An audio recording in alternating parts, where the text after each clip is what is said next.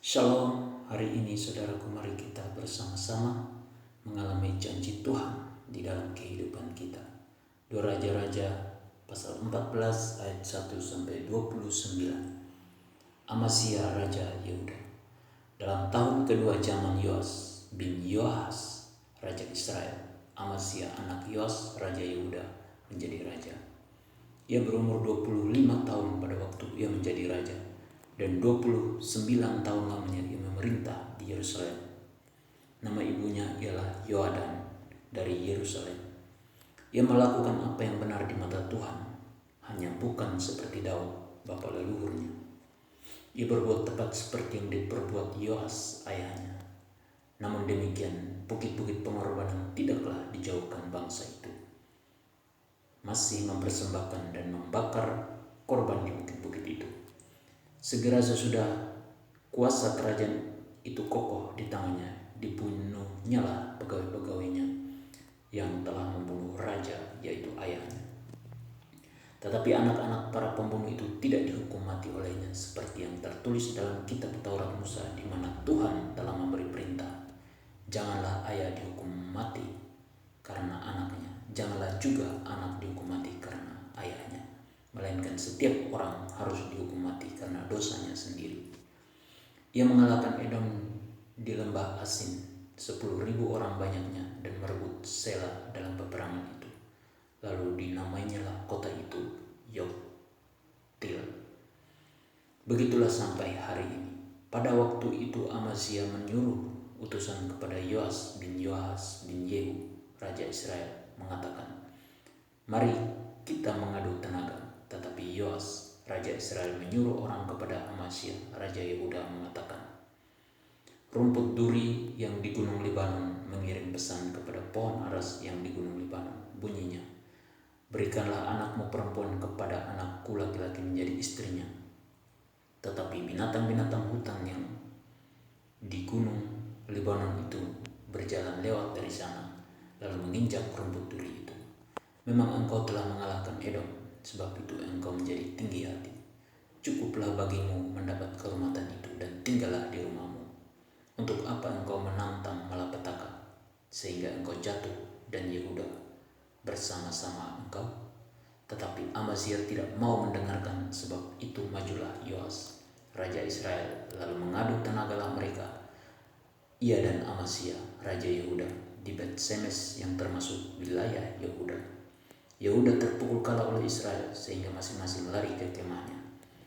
Yoas Raja Israel menangkap Amasya Raja Yehuda, anak Yoas bin Ahazia, di Bet-Semes. Lalu Yoas masuk ke Yerusalem dan membongkar tembok Yerusalem dari pintu gerbang Efraim sampai ke pintu gerbang sudut, 400 hasta panjangnya. Sesudah itu ia mengambil segala emas dan perak dan segala perkakas yang terdapat dalam rumah Tuhan dan dalam perbendaharaan istana raja, juga orang-orang Sandra. Kemudian pulanglah ia ke Samaria.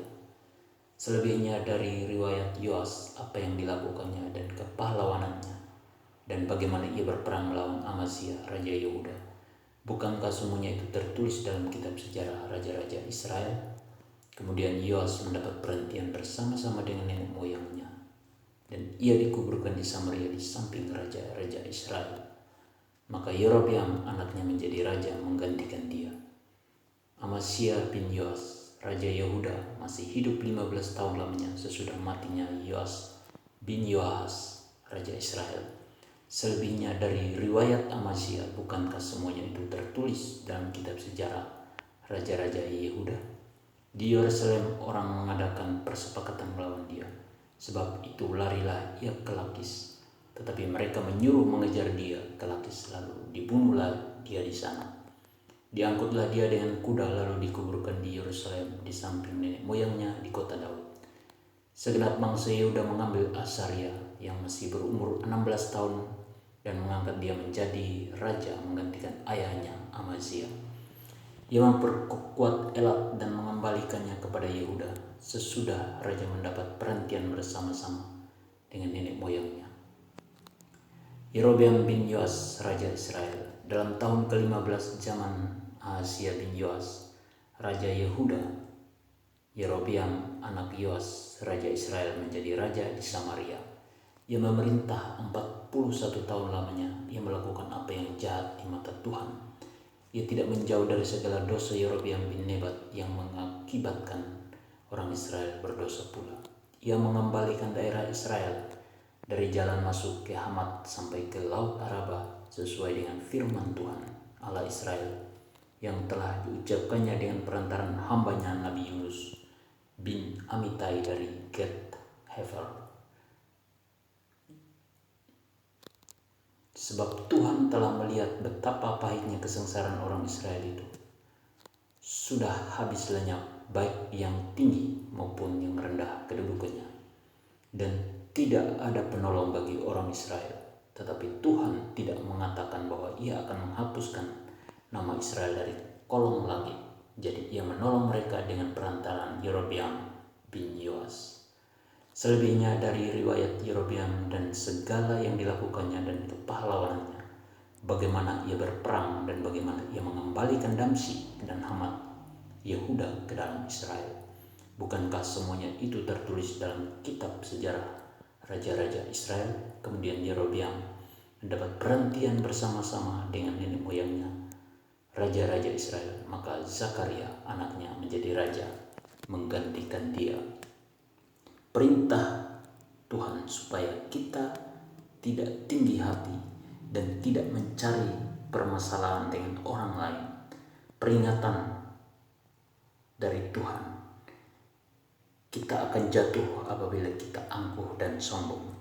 Janji Tuhan, yaitu Tuhan akan tetap setia menolong kita. Amin. Tuhan Yesus memberkati.